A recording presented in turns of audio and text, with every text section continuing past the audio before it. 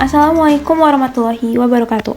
Halo semuanya, aku Keisha Liva Renanda dan di sini aku bakal nemenin kalian untuk belajar persiapan ujian akhir semester mata kuliah manajemen keuangan. Nah, di sini kita mulai dulu dari materi pertama, yaitu cost of capital atau biaya modal. Suatu biaya real yang harus dikeluarkan oleh pihak perusahaan untuk mendapatkan dana yang berasal dari hutang, saham preference, saham biasa, dan juga laba ditahan guna untuk mendanai suatu investasi ataupun operasional perusahaan. Nah, biaya modal ini terbagi menjadi 3, ada cost of debt atau biaya hutang, kemudian ada cost of preference atau biaya dari saham preference, dan cost of common stock atau biaya dari saham biasa.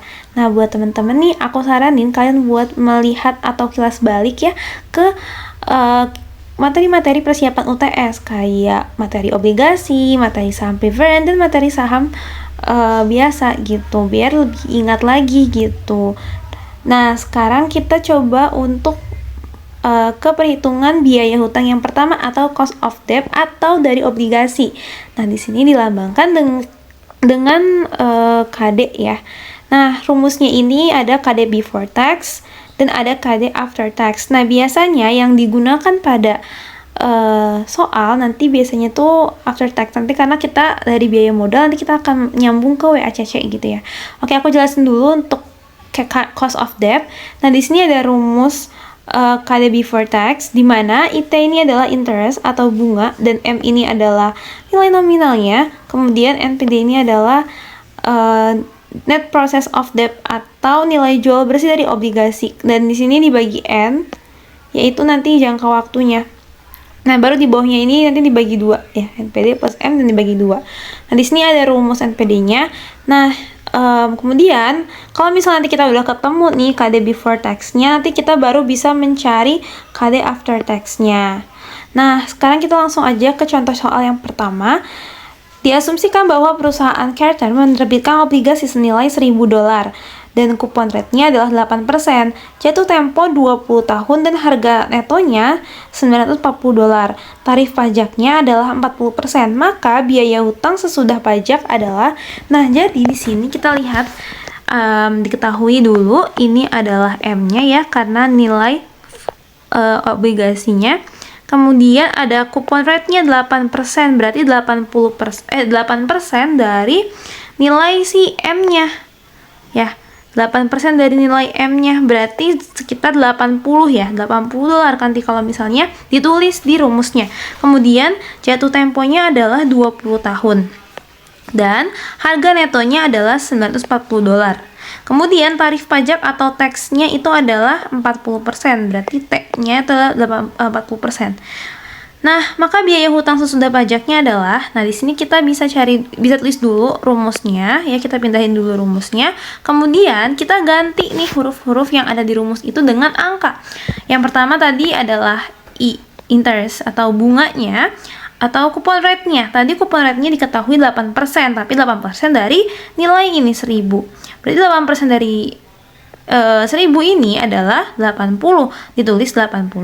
Kemudian M ini adalah nilainya ya, nilai harga, nominal par value-nya itu adalah 1.000. Kita tulis aja 1.000 dikurangi netonya 940 dan dibagi N-nya adalah 20 atau jangka waktunya. Kemudian nanti di bawahnya baru kita masukin lagi. Tadi di bawahnya kan per NPD plus M. NPD-nya itu 940 tambah 1.000 dibagi 2.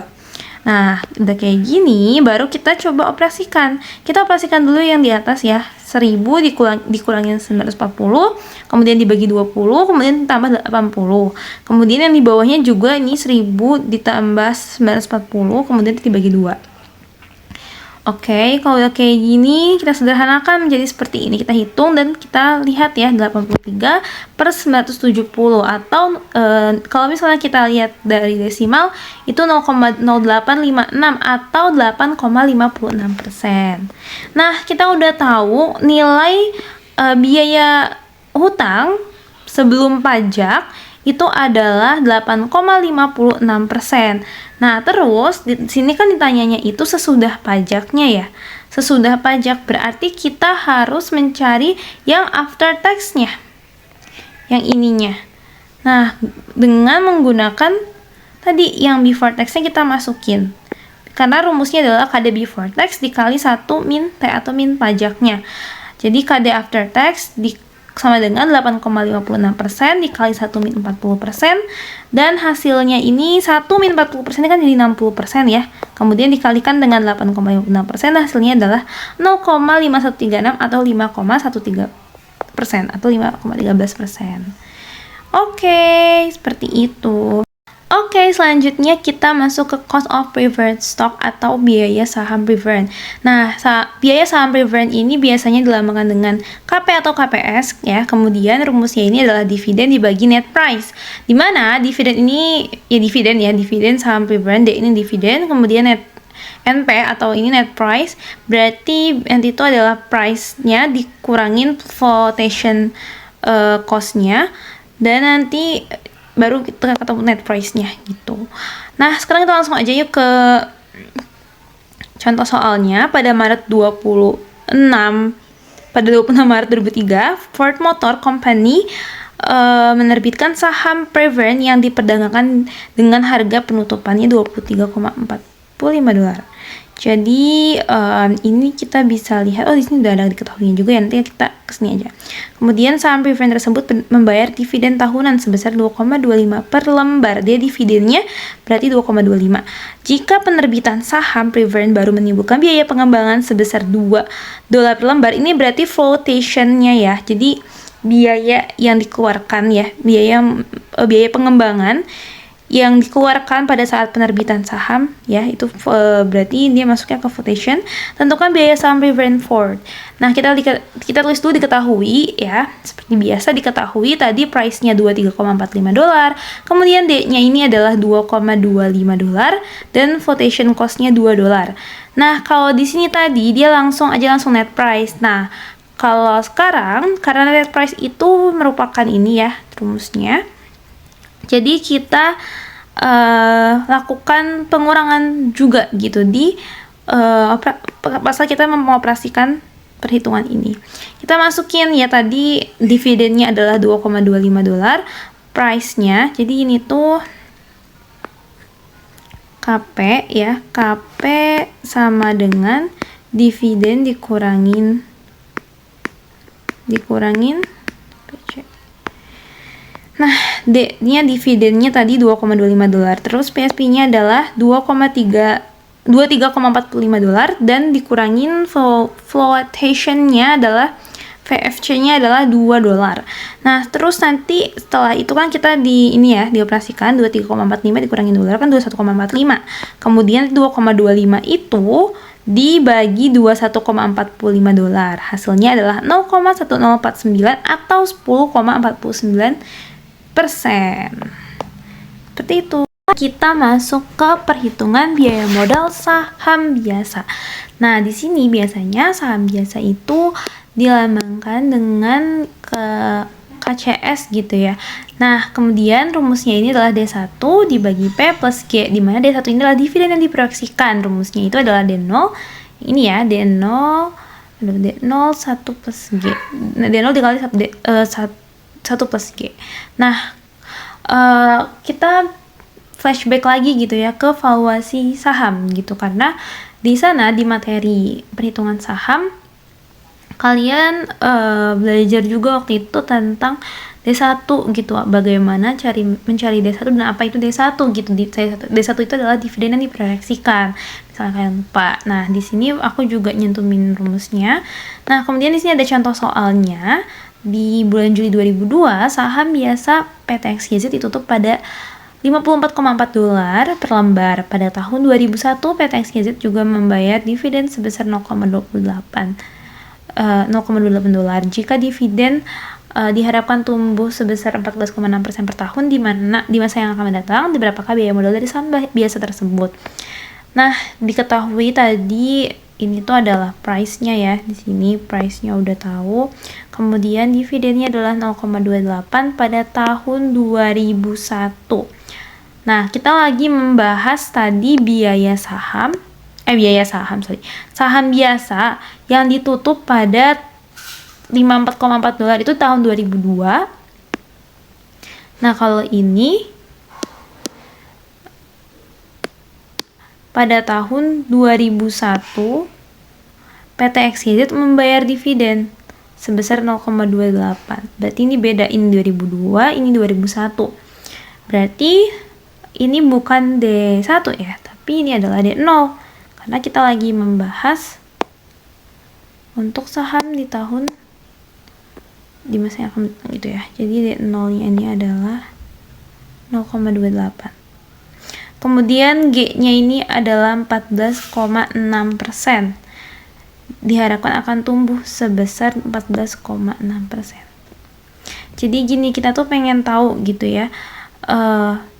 Jadi gini, dividennya itu tumbuh 14,6% per tahun.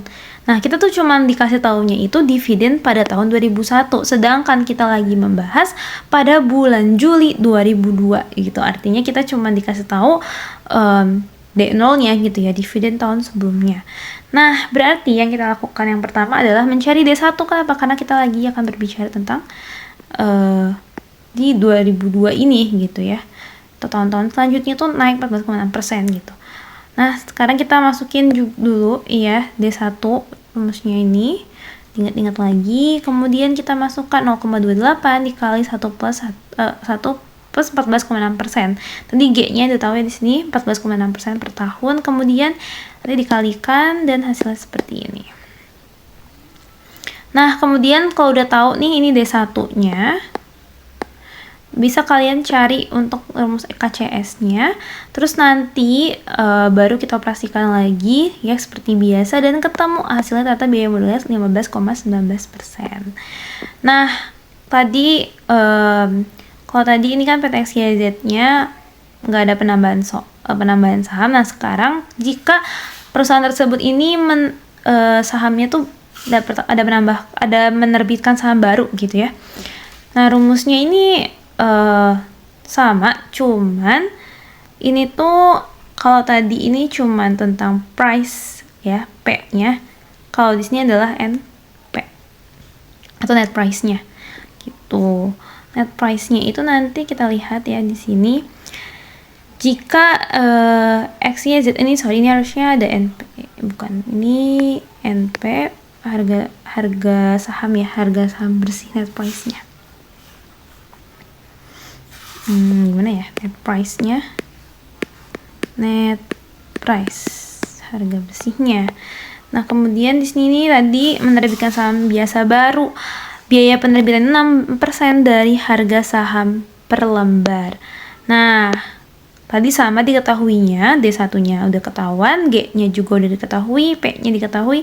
Nah, tadi penambahannya itu 6% biayanya dari harga saham per lembar. Jadi caranya kalian lihat untuk melihat biayanya, berarti kalian kaliin dulu 6% dikali 54,40. Jadi ketemu nih 3.264. Nah, kemudian nanti kita kayak gini. Kita kurangkan si 54,40 dikurangin 3,264 ini dikurangin ya. Jadi 51,136.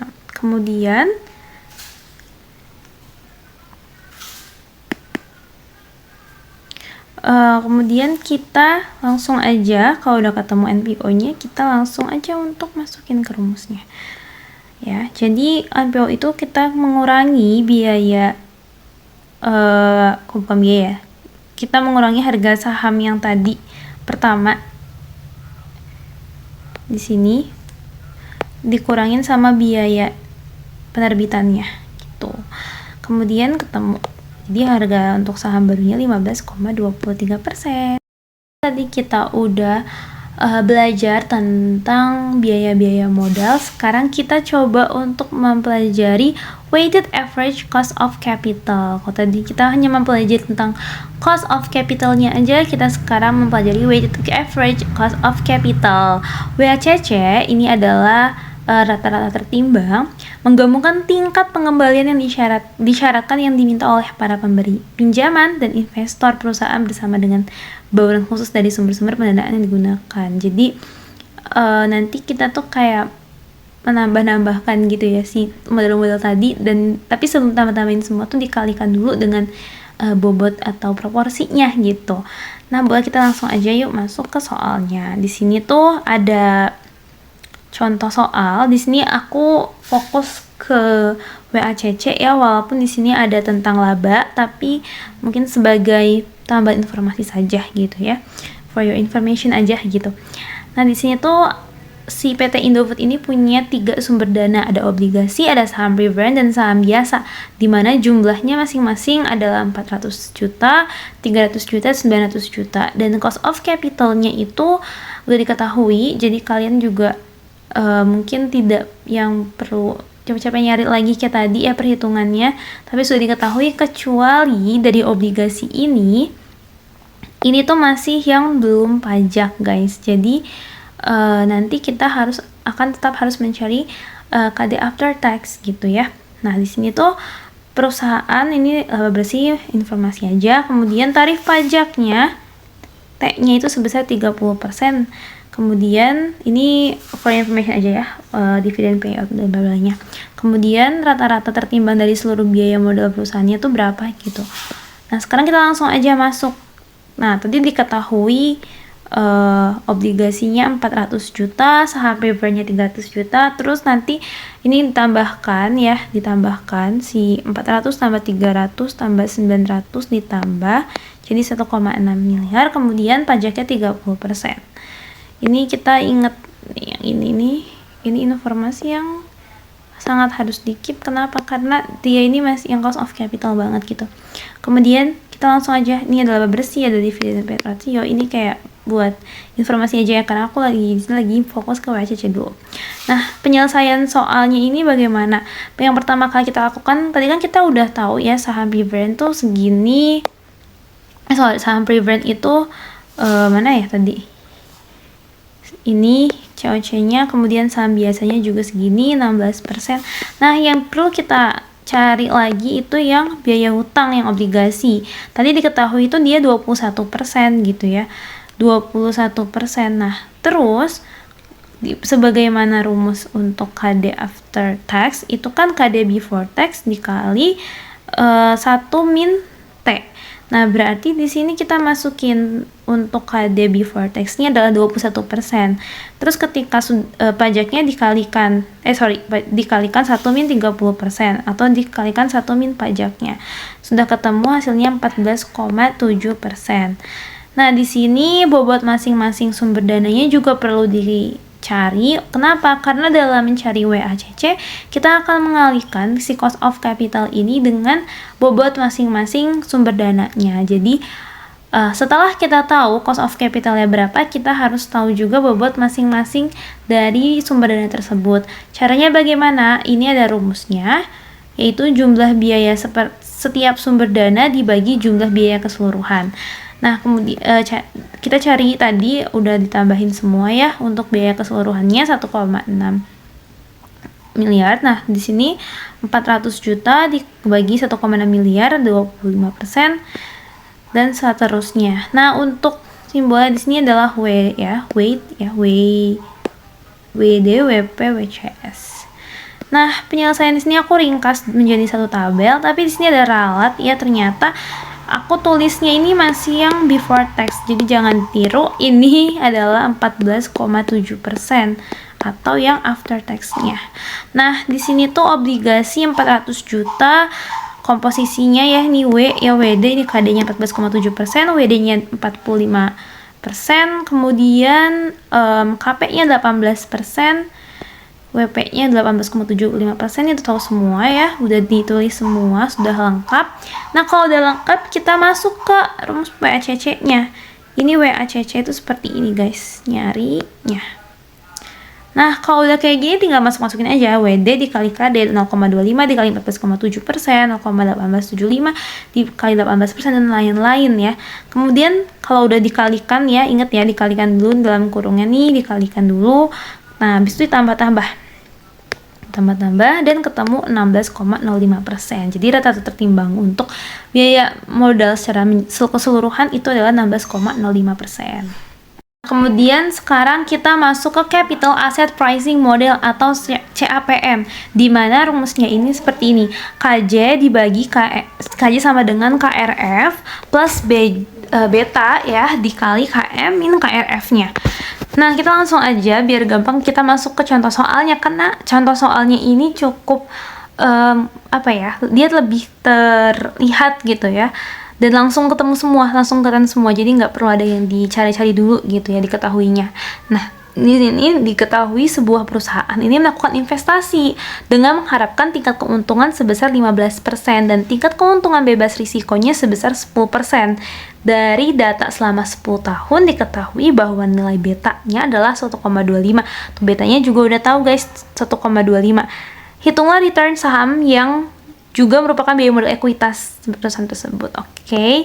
Diketahui tadi ada keuntungannya, mengharapkan tingkat keuntungannya, expected return-nya itu adalah 15%. Jadi dia KM-nya ya. Jadi di sini langsung masukin KM. Kemudian di sini tingkat keuntungan bebas risikonya itu sebesar 10%. Kita masukin ke KRF atau risk free rate-nya ya udah di sini ada benar. Kemudian di sini betanya adalah 1,25. Kita masukin ke sini diketahui betanya adalah 1,25. Kemudian kita akan mencari KJ-nya berapa. Tinggal masukin ke rumus yang tadi, KJ sama dengan KRF tambah beta dikali KM kurangin KRF dalam kurung ya. Kita masukin aja tadi KRF-nya 0,1 atau 10%, betanya 1,25, KM-nya itu adalah 0,15 dikurangi 0,1. Jadi ini dijadikan desimal terlebih dahulu ya. Ini 0,15. Ini 0,1.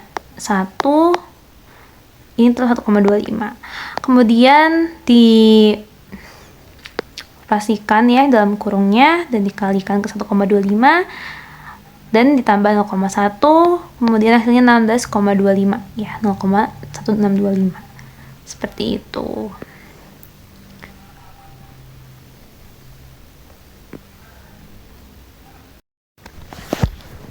Nah, selanjutnya aku akan bahas tentang cash flow atau arus kas. Biasanya aliran kas proyek ini terdiri dari 3, initial cash flow yang digunakan untuk biaya prakonstruksi, pembelian material dan peralatan konstruksi, dan hingga modal kerja. Kemudian operating cash flow atau arus kas operasional biasanya dari aliran kas masuk dari penjualan produk atau aliran kas keluar untuk biaya operasional. Kemudian ada terminal cash flow atau arus kas terakhir yang terdiri dari nilai sisa dan recovery modal kerja.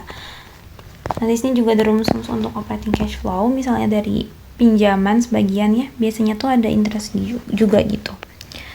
Nah, untuk selanjutnya ada penyusunan aliran kas. Ini lebih detail ya. Kalau initial cash flow tadi ada pembelian aset baru, pengeluaran modal yang dikapitalisasi dan lain-lain. Nah, untuk operating cash flow sendiri, yang ini harusnya ada penjualan karena dia termasuk dari proses operasional. Jadi penjualan itu nanti biasanya masuk ya ke operating cash flow. Cuman di sini nggak tertulis gitu. Nah, ini untuk net cash flow-nya. Dan di sini ada contoh soal cash flow-nya. Di sini mungkin belum terlihat mana yang initial cash flow, yang operating cash flow dan terminal cash flow. Cuman kita baca bareng-bareng dulu soalnya, habis itu kita tentuin mana yang termasuk initial cash flow, operating cash flow, dan terminal cash flow. Karena walaupun terbagi ke dalam 3 paragraf, ini belum tentu langsung paragraf pertama inisial, paragraf kedua ini, ketiga ini gitu ya. Jadi kita harus bisa baca dulu soalnya gitu. Nah, di sini suatu proyek membutuhkan investasi pada tanah sebesar 1,2 juta rupiah yang dibayarkan pada akhir tahun 2010. Kemudian investasi pada gedung 9 juta, di mana 4.500.000-nya ini dibayarkan pada akhir tahun 2011 dan 4.500.000-nya ini pada akhir tahun 2012. Dan mesin-mesinnya ini juga 12 juta ya pada akhir tahun 2012. Pada akhir tahun 2012 juga proyek juga memerlukan tambahan modal kerja sebesar 2 juta. Proyek ini diperkirakan memiliki umur 3 tahun, dari 2013 hingga 2015 tanpa nilai sisa. Selama umur proyek, setiap tahun proyek dapat menghasilkan 25.000 unit produk dengan harga jual 2.000 pada tahun 2013. Jadi produknya ini harga jual 2.000 gitu pada tahun 2013. Nah, harga jual naik 10% setiap tahun. Biaya variabel 50% dari penjualan dan biaya tetap sebesar 8 juta per tahun. Depresiasi gedung setiap tahun sebesar 3 juta dan depresiasi mesin per tahun sebesar 4 juta rupiah dan tarif pajaknya adalah 25%. Pada tahun 2013 dan 2014 dibutuhkan tambahan modal kerja masing-masing sebesar 500.000 dan pada tahun 2015 semua modal kerja dikembalikan atau recovery. Nah, sekarang kita tentuin mana yang masuk initial cash flow. Kita lihat ya, proyek ini membutuhkan investasi pada tanah sebesar 1,2 juta. Oke, gimana kalau misal kita beda-bedain warna aja gitu ya. Misal yang pertama kita coba pakai warna merah. Jadi investasinya ini warna merah ya. Pada tanah sebesar 1,2 juta.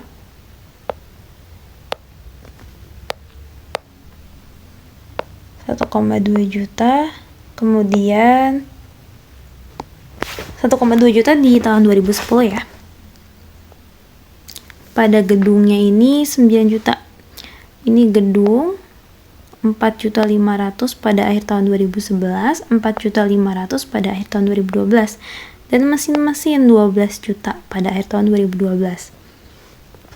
Ini udah initial cash flow ya, udah kecil banget. Karena investasi gitu, mengeluarkan biaya awal gitu untuk tanah, untuk gedung, dan untuk mesin-mesin. Kemudian di sini paragraf kedua, pada akhir tahun 2012 proyek juga memerlukan tambahan modal kerja sebesar 2 juta. Tambahan modal kerja gitu. Coba kita lihat lagi yuk tambahan modal kerja gitu ya.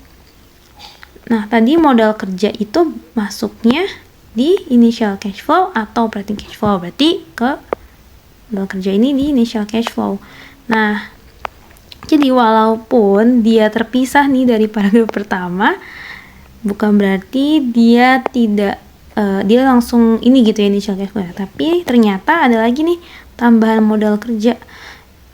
Modal kerja itu berarti dia tuh di awal gitu yang ngeluarinnya sebesar 2 juta. Berarti ini masuk ke initial cash flow.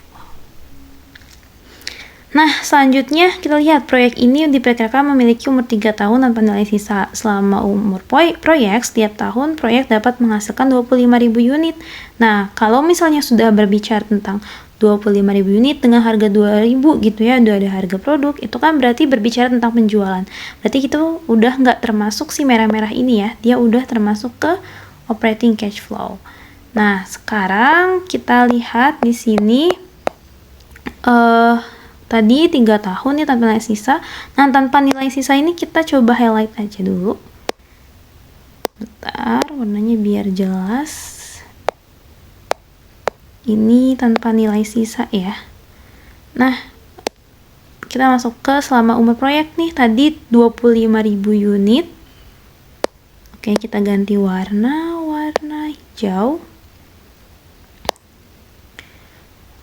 Tadi 25.000 unit produk dengan harga jual 2.000. Nih.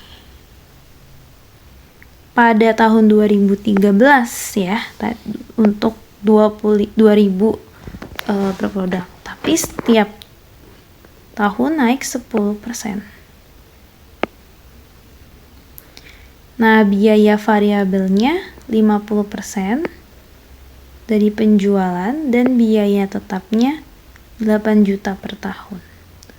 Depresiasi gedung setiap tahun sebesar 3 juta dan depresiasi mesin per tahun sebesar 4 juta. Sampai sini itu masih masih sangat kecil banget kalau dia tuh operating cash flow. Kenapa? Karena tadi yang seperti yang aku bahas di awal, kalau operating cash flow itu tadi berbicara tentang biaya-biaya yang dikeluarkan selama operasional gitu, atau arus kas masuk gitu ya selama operasional gitu.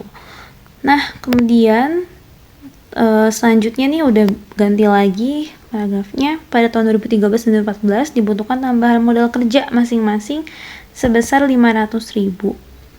Nih, di tahun 2013 dan 2014 di saat operasi proyeknya ya berlangsung nih umur 3 tahun gitu, selama umur proyek. Sorry, yang ini biar lebih jelas, biar lebih nyambung ya, soalnya ini belum masuk narasi yang ini. Oke, yang ini tadi umur proyek, selama umur proyek 2013 sampai 2015. Nah, 2013 dan 2014 ini masih masuk umur proyek, berarti artinya masih ada operasional gitu. Dan ternyata di tengah-tengah si jalannya proyek tersebut ternyata butuh tambahan modal kerja masing-masing sebesar 500.000. Berarti dia masih masuk operasional cost. Kenapa? Karena dia dikeluarkan, biaya yang dikeluarkan saat operasionalnya tuh berlangsung atau proyek berlangsung, bukan di awal. Kalau yang tadi tambahan modal itu lebih ke biaya modal gitu ya, bukan tambahan modal kerja tapi biaya modal kerja gitu mungkin di awal gitu. Nah, kalau yang ini lagi berjalan. Nah, pada tahun 2015 semua modal kerja dikembalikan. Nah, kalau misalnya dikembalikan itu artinya dia udah masuk ke terminal cash flow. Pada tahun 2015 semua modal kerja dikembalikan. Nah, jadi kita udah keciri ya gitu ya, yang merah yang initial cash flow, yang hijau yang operating, yang ungu yang terminal. Nah, sekarang kita tinggal masukin nih ke tabelnya gitu ya. Ini untuk initial cash flow yang pertama. Tadi kita perusahaan tersebut itu melakukan investasi ke tanah. Tanah tadi berapa untuk 2010? 1,2 juta dimasukkan ke 1,2 juta. Kemudian di tahun 2011 dan 2012 nya nggak ada ya, karena di situ tadi narasinya hanya 2010. Kemudian untuk yang kedua itu adalah gedung 9 juta di 4,5 di tahun 2011 dan 4,5 pada akhir tahun 2012. Berarti kita isi gedung di 2011 dan di 2012. Oke, kemudian kita lihat lagi soalnya. Dan mesin-mesin 12 juta pada akhir tahun 2012. Dan mesin-mesin di akhir 2012 benar 12 juta. Kemudian tadi di sini ada memerlukan modal kerja sebesar 2 juta rupiah. Berarti kita lihat ya di sini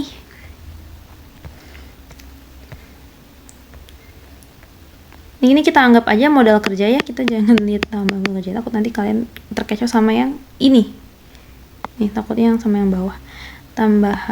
Kita lihat modal kerjanya ini tahun 2012 2 juta tambahan modal kerjanya.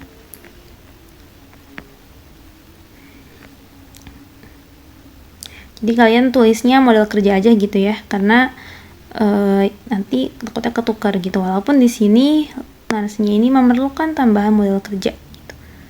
Tapi ini karena ini di awal atau sebelum proyek berlangsung, berarti kita masih masukinnya ke initial cash flow. Nah, setelah itu di 2010 mengeluarkan uang 1,2, kemudian di sini 4.500.000, di sini kita tambahin 18,5 juta. Dan jadi kita tahu bahwa total initial cash flow-nya adalah 24.200.000. Nah, untuk operating cash flow-nya sekarang kita bahas. Oke, biar perlahan kita lihat dari sini. Nah, di sini selama umur proyek 2013 sampai 2015, tiap tahun proyek dapat menghasilkan 25.000 unit produk dengan harga jual 2.000 pada tahun 2013.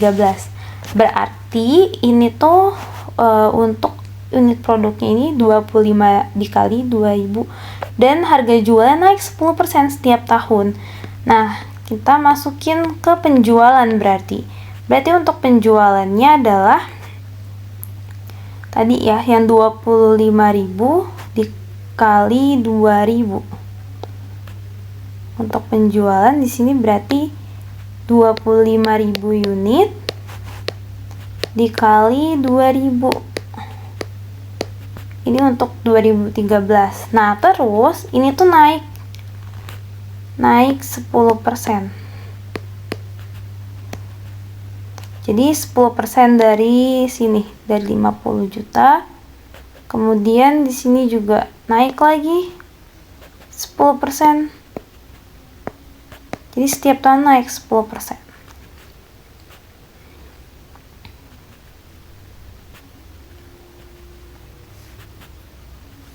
Jadi naik ya 10% setiap tahunnya sampai 2015. Nah, kemudian setelah itu udah tahu ya untuk penjualan. Nah, sekarang kita lihat tadi di soal. Setelah harga jual naik, kita lihat biaya variabel 50% dari penjualan. Dan biaya tetapnya sebesar 8 juta per tahun. Ingat-ingat ya, 50% dari penjualan dan biaya tetapnya tadi tetap 8 juta. Kita lihat dulu untuk biaya variabelnya, 50% dari penjualan setiap tahunnya. Berarti untuk yang 2013 itu 50% dari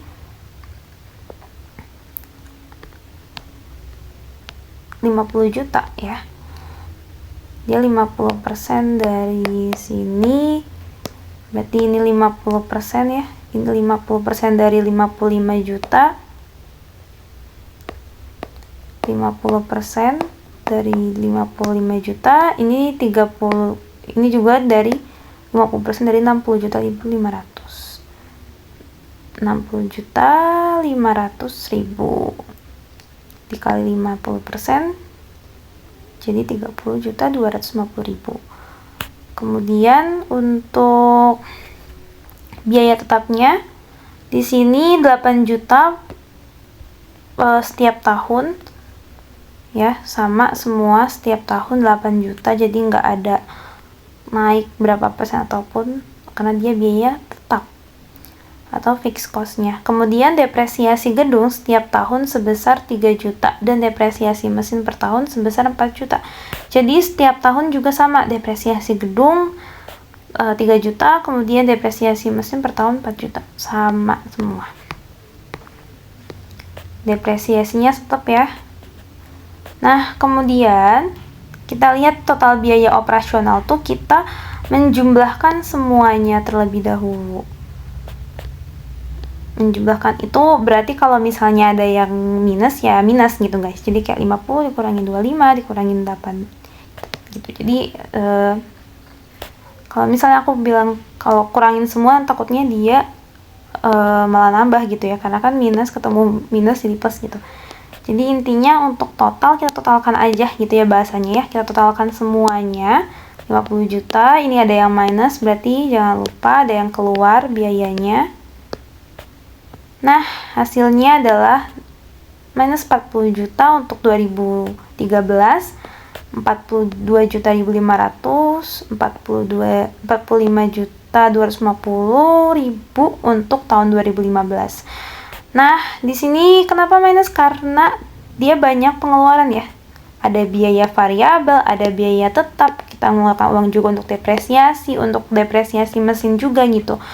Nah, kemudian kita akan mencari EBIT. EBIT apa? Earning before interest and tax. Kita melihat yang sebelum interest dan tax tuh berapa sih gitu yang kita dapatkan gitu ya. Caranya bagaimana? Caranya penjualan dikurangin total biaya operasional. Jadi kita coba ya untuk yang 2013 itu berarti 50 juta dikurangin 40 juta. Jadi hasil 50 juta. Kemudian ini tuh tadi berapa? 55 juta dikurangin 42 juta 500 ya.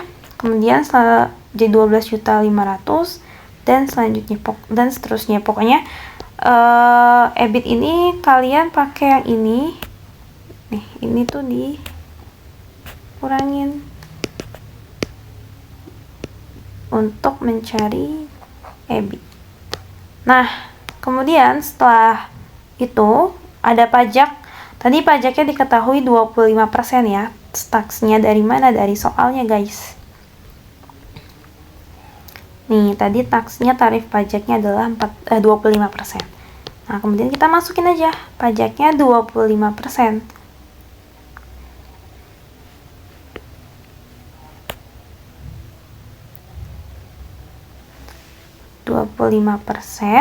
Dari ini ya, kemudian kita masukin aja 25% pajaknya. Nah, kemudian setelah pajaknya udah masuk nih 25%, ini 25% juga ya semuanya. Nah, baru kita kurangkan untuk mencari earning after tax-nya. Jadi 10 juta dikurangin 2,5 juta, 12,5 dikurangin 3,125, dan yang 2015 juga sama. Nah, setelah itu ketemu yang earning after tax-nya sekian.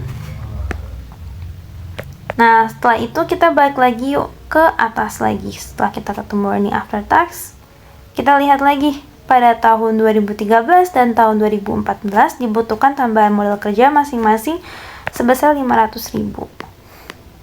Nah, sekarang kita masuk lagi nih. Oh, iya, sorry. Nah, di sini kita lihat lagi. Nah, sebelum kita masuk ke perubahan modal kerja tadi, kita tuh lihat dulu. Tadi tuh ada depresiasi non cash ya. Jadi di sini tuh depresiasi yang bukan depresiasi yang benar-benar dikeluarkan gitu. Dia tuh kayak lebih ke perhitungan untuk di akuntansinya aja gitu.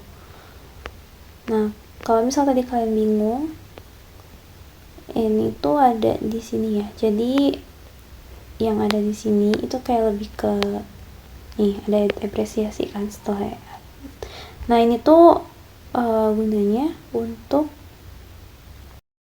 pencatatan akuntansi. Nah, makanya tadi nilainya itu plus ya, sedangkan depresiasi yang mesin sama gedung itu dia negatif gitu ya, tapi di sini plus karena dia memang tidak benar-benar dikeluarkan gitu. Nah, tadi perubahan modal kerja 500.000 ya setiap tahun 2013 ke 2014, sedangkan 2015 tidak ada penambahan modal kerja seperti itu. Nah, selanjutnya kita masuk ke terminal cash flow. Terminal cash flow tadi di sini tandain sama warna ungu. Nah, yang warna ungu di sini cuma satu baris. Pada tahun 2015 semua modal kerja dikembalikan. Sedangkan tadi kita ingat di terminal cash flow itu salah satunya ada nilai sisa. Nah, tapi di sini ada di-highlight di awal ya tanpa nilai sisa gitu. Jadi kita hanya menggunakan yang recovery modal kerjanya. Jadi kita ditulis ini 3 juta gitu ya di sini. Kemudian di net cash flow-nya tulis aja tinggal tulis semua. Tadi initial cash flow-nya total di 2012 ada 24,2 juta ya, total initial cash flow-nya di mana berakhir pada tahun 2012 ya totalnya. Kemudian di tahun 2013-nya itu 14 juta untuk operating cash flow. Di 2014 juga ada operating cash flow, dan di 2015 ada operating cash flow dan ada terminal cash flow-nya. Oke, sekarang kita masuk ke capital budgeting. Jadi apa itu capital budgeting? Itu adalah proses untuk menentukan dan memilih proyek-proyek jangka panjang yang paling menguntungkan gitu ya, atau studi kelayakan. Nah, di sini tuh ada 3, ada net present value, ada regular payback period, ada discounted payback period, ada profitability index, internal rate of return, dan ada modified internal rate of return. Nah, kita langsung aja mulai. Nah, di sini ada net present value atau NPV. Di sini tuh ada NPV itu adalah selisih antara nilai sekarang dari arus kas masuk dan arus kas keluar. NPV itu menunjukkan seberapa besar nilai atau keuntungan yang dihasilkan proyek. Nah, proyek ini akan layak dijalankan jika memenuhi kriteria tersebut seperti positif. Nih, jika positif atau sama dengan 0, maka proyek tersebut akan diterima. Tapi jika negatif, itu akan ditolak. Nah, seperti tadi judulnya ya, selisih antara nilai sekarang dari arus kas masuk dan arus kas keluar. Nah, biasanya nih kalau di soal-soal tuh ketemunya arus kas keluar itu arus kas yang di investasi awal gitu ya, CF0-nya gitu. Yang arus kas masuknya yang CFT-nya. Jadi T ini nanti tuh tahunnya gitu. Atau bisa kayak gini, tapi perlu diingat total PV ini tidak termasuk investasi awal ya. Ini hanya yang masuknya. Karena nanti mau dikurangin sama investasi awal seperti itu. Nah, kemudian sekarang ada contoh soalnya. Diketahui proyek tersebut membutuhkan investasi awal sebesar 10.000 yang dikeluarkan pada tahun ke-0. Jadi mereka ini mengeluarkan uang dulu sebesar $10.000. Nah, dan menggunakan cost of capital sebesar 10% per tahun sebagai tingkat diskontonya. Jadi ada tingkat diskontonya. Nah, kemudian proyek ini diperkirakan menghasilkan arus kas bebas setelah pajak. Ada after tax free cash flow sebagai berikut. Ini jadi bisa dilihat di sini tahun ke-0 dia 10.000 keluar ya, makanya negatif tandanya. Kemudian tahun-tahun selanjutnya itu ada arus kas masuk dari mulai tahun pertama di angka 2.000 hingga tahun keempat di angka 5.000. Nah, ini untuk penyelesaiannya. Penyelesaian soal NPV di sini aku ringkas dulu. Tadi ada soalnya aku pindahin, kemudian mencari PVIF. Nah, untuk tahun ke-0 ini kalian bisa cari pakai rumus PVIF ya. Kalian masukin tuh nanti di bawahnya kan 1 plus 0,1 ya, dipangkatkan n-nya tuh n-nya 1 gitu. N-nya 0, n-nya 0. Jadi mau berapapun biasanya nanti akan 1 hasilnya.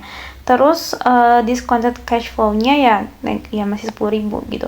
Kemudian tahun-tahun selanjutnya kalian bisa juga pakai tabel karena tabel ada ya. Misalnya ini tahun pertama gitu ya, berarti N-nya itu sama dengan, berarti ini 10%, itu misalnya kalian cari di situ 10%, N-nya itu berarti 1. Kemudian tahun kedua N-nya 2 gitu ya, diganti, terus kalian tinggal ketemu aja gitu sama angka-angkanya.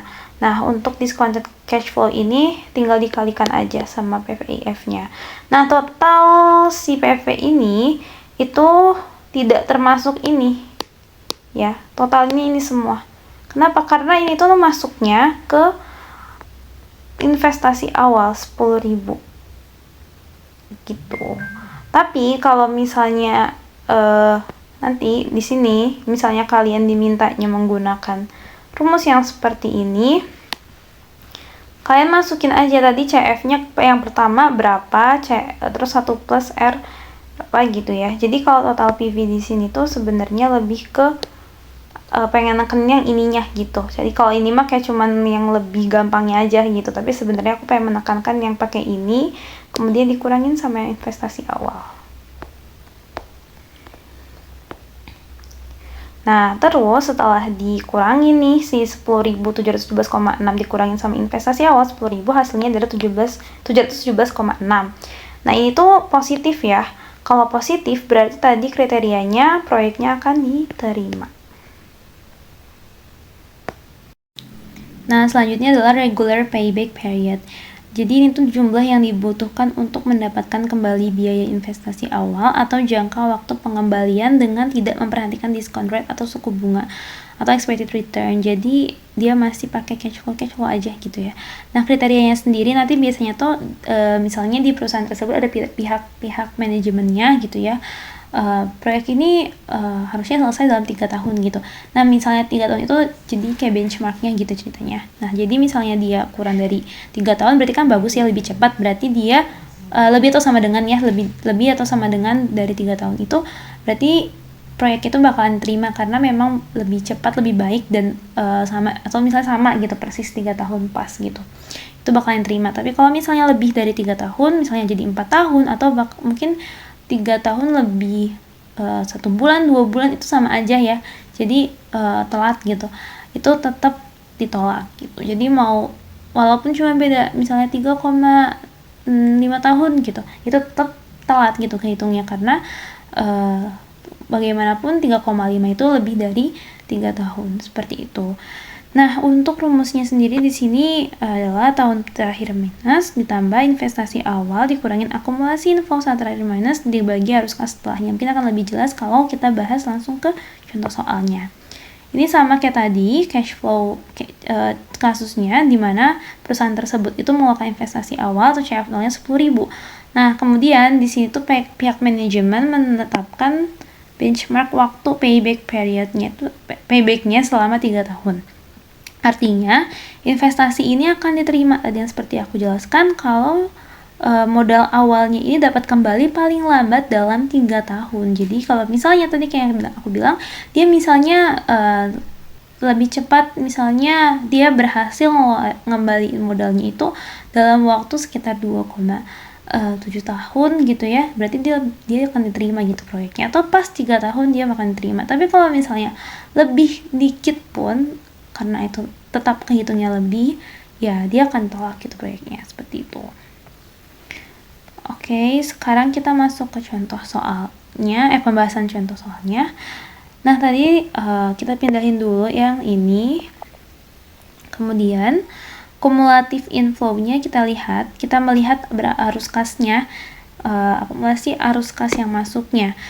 Tadi di tahun pertama tidak ada arus kas yang masuk ya, jadi 0. Nah, kalau ini kemudian kumulatif info dikurangi investasi awalnya tentunya negatif 10.000. Kemudian untuk di tahun pertama ini ada arus kas yang masuk gitu 2.000. Jadi kumulatif infonya juga dimasukkan 2.000.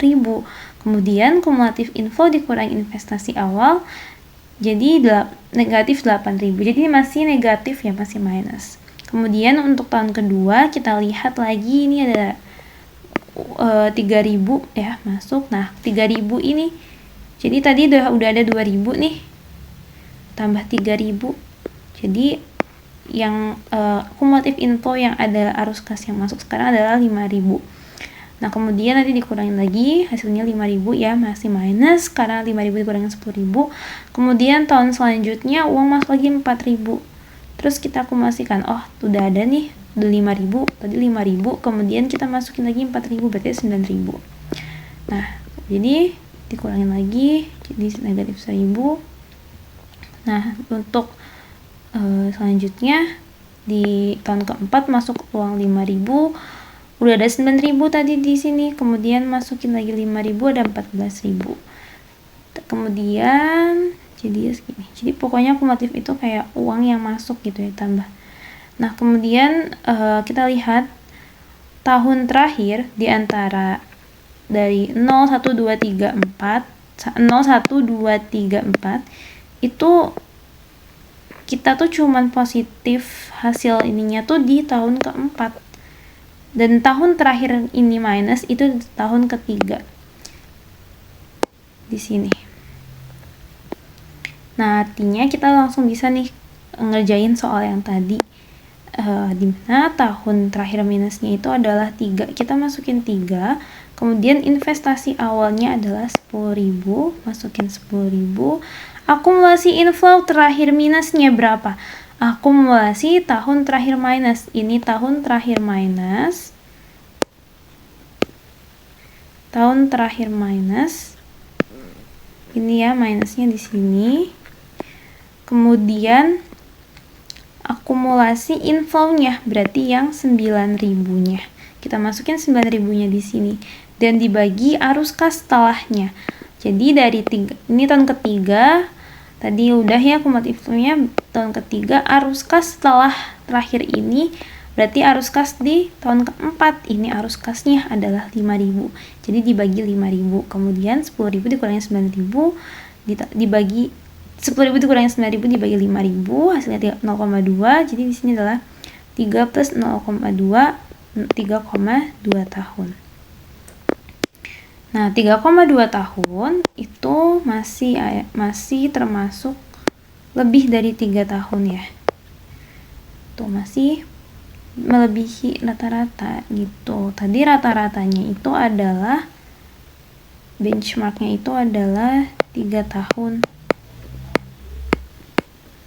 Tapi hasilnya adalah 3,2 tahun. Jadi proyeknya ditolak karena melebihi batas waktu yang ditentukan sama pihak manajemennya.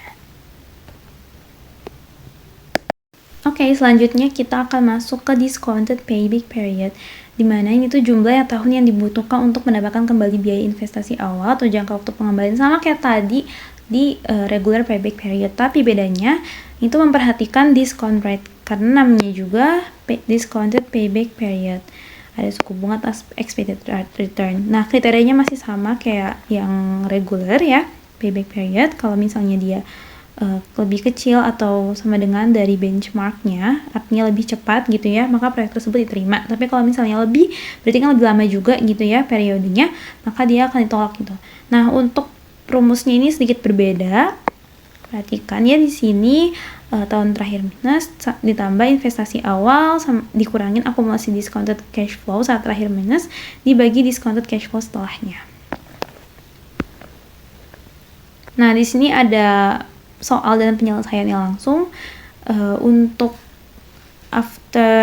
untuk contoh soalnya di sini dia ini sama ya soalnya kayak tadi. By the way, ini kayaknya terhapus, sorry ya, ini harusnya 2000, samain aja ya, ini 2000, ini harusnya 3000, ini harusnya 4000, dan ini harusnya 5000. Oke. Setelah itu tadi untuk PVIF yang 10%-nya itu udah udah dihitung juga di soal saat kita mencari NPV, dimana kalau misalnya dia tahun ke 0 berarti dia 1 ya PVIF-nya. Kalau misalnya ini yang 1, 2 sampai 4 ini juga bisa pakai tabel. Kita cari aja N-nya diganti sesuai sama tahun yang kita cari. Kemudian dikalikan ke after tax FCF-nya, kemudian nanti ketemulah discounted cash flow-nya. Setelah itu kita mengakumulasikan discounted cash flow-nya. Caranya bagaimana? Caranya seperti ini. Tadi ya yang kita kalau di payback period tadi kan kita fokusnya tidak ada discounted ya. Kalau sekarang kita pakainya discounted cash flow. Caranya itu misalnya tadi ada ini yang keluar gitu ya, udah negatif 10.000. Nah, kemudian ini harusnya 10.000 ya, negatif 10.000. Ini harusnya negatif 10.000 juga. Nah, ini ada yang masuk ya tadi 1818,2. Kemudian kita tulis di sini, terus nanti si yang tadi ini kan ini yang tahun keduanya ditambahkan si yang ini. Kemudian nanti tambahkan lagi. Jadi kayak sama aja kayak kita menghitung yang di regular payback period gitu ya. Tapi bedanya kita lagi menggunakan discounted yang cash flow-nya. Jadi 1818,2 ditulis di sini karena belum ada di atas atasnya belum ada ya. Kemudian yang keduanya ditambahkan yang ini. Nanti yang ininya ditambahkan juga gitu sama yang ini. Begitupun seterusnya. Kemudian ini tinggal ngikutin aja ya, ini akumulatif discounted cash flow, yang ini dikurangin sama 10.000. Dikurangin 10.000. Kemudian kita masuk ke rumusnya, dimana DPP itu rumusnya adalah tahun terakhir minus ditambah investasi awal dikurangin akumulasi diskon cash flow saat terakhir minus dibagi discounted cash flow setelahnya. Nah, tadi tuh tahun terakhir minusnya itu berapa? Tahun terakhir minus kita lihat di sini. Di tahun yang ini, yang terakhir minus yang ini di tahun ke-3. Berarti kita tulis 3 di sini. Kemudian investasi awalnya berapa? Investasi awalnya adalah 10.000. Dan akumulasi discounted cash flow saat terakhir minusnya berapa? Akumulasi tadi terakhir minusnya tahun ketiga ya, berarti akumulasi discounted cash flow-nya adalah 7.302,6. Kita tulis di sini, di bawahnya discounted cash flow setelahnya. Discounted cash flow setelah terakhir minus tahun ketiga berarti di 3.415,0 tahun keempat.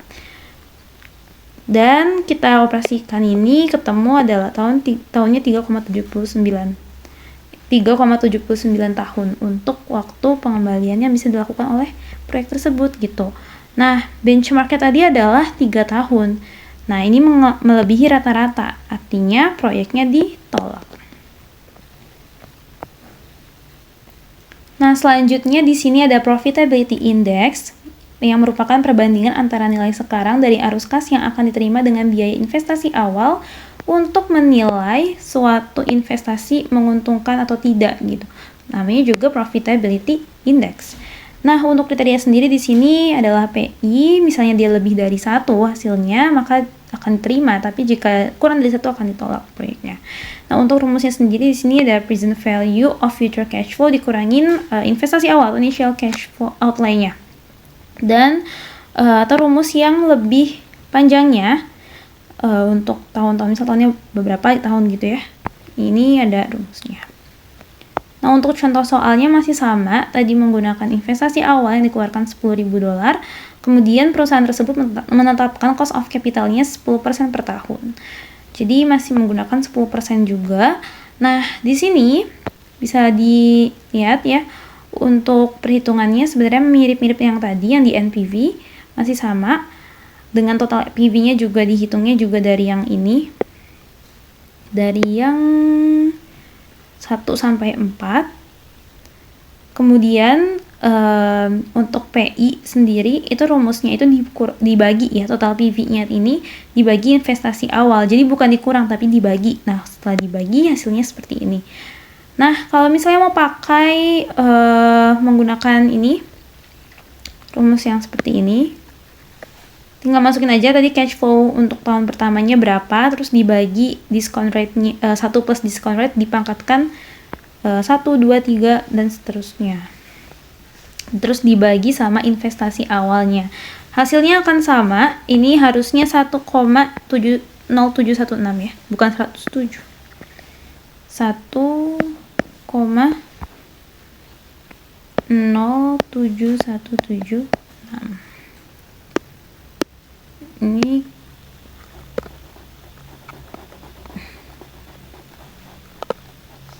oke. Jadi pokoknya ini tuh biar nggak ya, kita harus pakai yang ini aja. Ini hasilnya untuk PI 1,07176. 1,07176. Nah, di sini belum ada kesimpulannya, tapi ingat kalau misalnya PI-nya lebih dari sama dengan 1, itu akan diterima.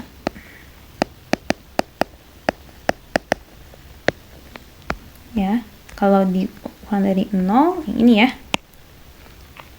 itu akan ditolak. Kurang dari 1 akan ditolak. Nah, di sini hasilnya adalah 1,07176.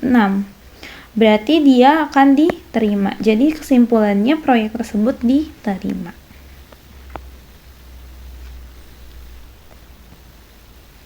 Nah, selanjutnya ini adalah internal rate of return atau IRR yang merupakan tingkat keuntungan yang dihasilkan oleh suatu investasi. IRR ini menunjukkan persentase bunga yang membuat uang yang kita keluarkan sekarang sama nilainya dengan uang yang kita terima di masa depan.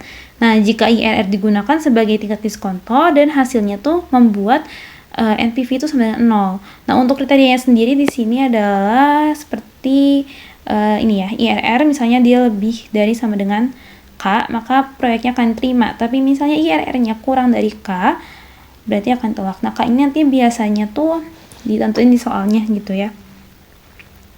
Ini untuk rumusnya NPV yang menggunakan IRR. Kemudian di sini untuk contoh soalnya sendiri masih sama dengan menggunakan investasi awal sebesar $10.000. Kemudian untuk cost of capital-nya atau misalnya di sini ditentukan sebagai K-nya yaitu 10%. Nah, ini tuh sebagai K1 juga gitu ya. Nah, untuk penyelesaiannya masih sama, kita mencantumkan terlebih dahulu yang sudah ada tadi, PVIF-nya juga sudah dihitung kan di soal-soal sebelumnya. Nah, kemudian discounted cash flow-nya juga sama, sudah ada. Nah, terus kalau IRR ini rumusnya seperti ini. Ada K1 plus NPV1 dibagi NPV1 dikurangi NPV2 dikali K2 min K1. Nah, ini tuh kita perlu adanya NPV2. Jika kita memerlukan NPV2, berarti kita juga memerlukan K2. Cara kita mencari K2, kita tuh mencoba angka yang lebih besar daripada K1 gitu biasanya. Nah, kalau misalnya di sini ada 15%. Kita coba 15% gitu. Kita melakukan hal yang sama seperti kita mencari PVIF 10% dengan angka 15% untuk sekarang. Kemudian kita juga melakukan hal yang sama seperti tadi, kita mendiskontokan untuk cash flow-nya dengan 10% tadi. Nah, kalau sekarang 15%, berarti si cash flow ini dikalikan dengan PVIF yang 15% ini. Hasilnya menjadi discounted cash flow dengan K2 atau 15%. Kemudian, setelah itu, kita kan mentotalkan ini ya, dari mulai tahun pertama sampai tahun keempat menjadi total PV dan investasi awal gitu. Terus kita ketemu juga sama NPV-nya. Kemudian kita bisa langsung masuk-masukin aja ke rumus yang IRR ini. IRR ini kan K1-nya 0,1, kemudian NPV 1-nya 717,6, NPV 1-nya di sini tulis lagi 717,6. Kemudian tadi NPV yang keduanya itu negatif 503,5. Jadi kita masukin aja ke sini. Terus nanti ketemu hasilnya, dihitung-hitung, terus ketemu hasilnya adalah 12,94%. Nah, tadi kalau kita ingat K1-nya itu adalah yang ini yang digunakan tadi juga 10%. Berarti kalau 12,94% sudah jelas dong di atas 10%. Artinya proyek akan diterima karena kriteria dari IRR ini adalah jika IRR-nya lebih dari K, maka proyeknya akan diterima.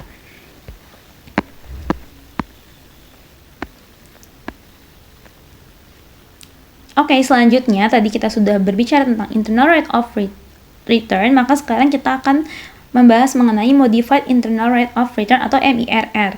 Ini merupakan metode penilaian investasi yang dikembangkan untuk mengatasi kelemahan IRR, khususnya ketika suatu proyek memiliki lebih dari satu IRR. Nah, MIRR ini tuh bekerja dengan menyusun ulang arus kas proyek. Nah, pokoknya nanti MIRR ini tuh lebih realistis gitu daripada hasil dari IRR. Nah, untuk kriteria sendiri masih mirip sama IRR tadi. Ketika dia hasilnya lebih dari sama dengan K, maka proyeknya akan diterima. Nah, sebaliknya jika kurang dari K, maka proyek akan ditolak. Untuk rumusnya sendiri, ini yang investasi awal ya. Tapi nanti tinggal pindah-pindahin aja gitu letaknya. CIF ini adalah cash inflow atau arus kas masuk. COC atau cost of capital ini biasanya nanti berbentuknya itu persen seperti K, discount rate atau required rate of return atau expected return. Nah, kalau MIRR ini adalah modified internal rate of return. Misalnya nanti yang ditanya MIRR ya kita akan mencari ininya gitu. Nah, biasanya investasi awal tuh kayak tadi gitu nanti soalnya. Nah, untuk T-nya ini adalah tahunnya. Tahun misalnya ini tahun pertama gitu, jadi T-nya dengan tahun pertama. Nah, untuk N ini tuh berapa tahun gitu si proyek itu. Untuk contoh soalnya di sini investasi awalnya masih sama $10.000, K-nya juga masih sama kayak tadi IRR, dan sekarang kita langsung lihat pembahasannya. Nah, untuk contoh soal MIRR di sini pembahasannya diketahui ya, tadi tahun ke-0 investasi awalnya masih sama 10.000. Jadi kita tulis di sini investasi awalnya 10.000. Kemudian CIF-nya tuh CIFT ya. T-nya itu berarti tahun saat itu juga gitu. CIFT cash inflow tahun pertama itu adalah 2.000. Maka pindahkan 2.000 ke rumus ini. Kemudian 1 plus cost of capital sama 0,1, setiap tahun masih sama. Kemudian N kurangin T. N-nya itu adalah 4. Kenapa? Karena ini sampai tahun keempat gitu. Jadi artinya N-nya tuh 4. Nah, untuk T-nya itu adalah ini tahun keberapa, ini sekarang lagi tahun pertama. Lagi menghitung tahun keberapa. Kemudian tahun selanjutnya juga sama. Ini T-nya menjadi 2. Ini juga jadi cash inflow yang kedua gitu, 3.000. Dan seterusnya. Setelah itu, kita coba operasikan dulu yang dalam kurung, kemudian dipangkatkan. Seperti ini. Kemudian setelah itu kita coba operasikan lagi, ketemu lagi, dan dioperasikan lagi seperti ini. Nah, sudah seperti ini, karena kita ingin mencari MIRR-nya, maka 1 plus MIRR pangkat 4-nya ini yang akan pindah ke sini. Dan 10.000-nya juga ikut pindah. Jadi mereka tukeran gitu ya. Setelah itu baru kita menggunakan akar-akaran gitu ya, supaya bertemu. 1 plus MIRR-nya ini masih tetap di sini. Kita coba operasikan menggunakan si akar 4-nya. Kemudian 1 plus MIRR ini ketemu hasilnya 1,12 ya. Dan setelah itu MIRR-nya menjadi 1,12, ininya pindah ke belakang. Kurangin 1. Jadi MIRR-nya adalah 0,12 atau 12%. Nah, MIRR ini lebih dari K1. Tadi K1-nya itu adalah 10. K-nya itu adalah 10%. Maka proyek akan diterima. Oke, sekian dari aku. Semoga untuk ujian akhir semesternya dilancarkan. Mohon maaf jika ada beberapa kekeliruan atau typo. Terima kasih. Wassalamualaikum warahmatullahi wabarakatuh.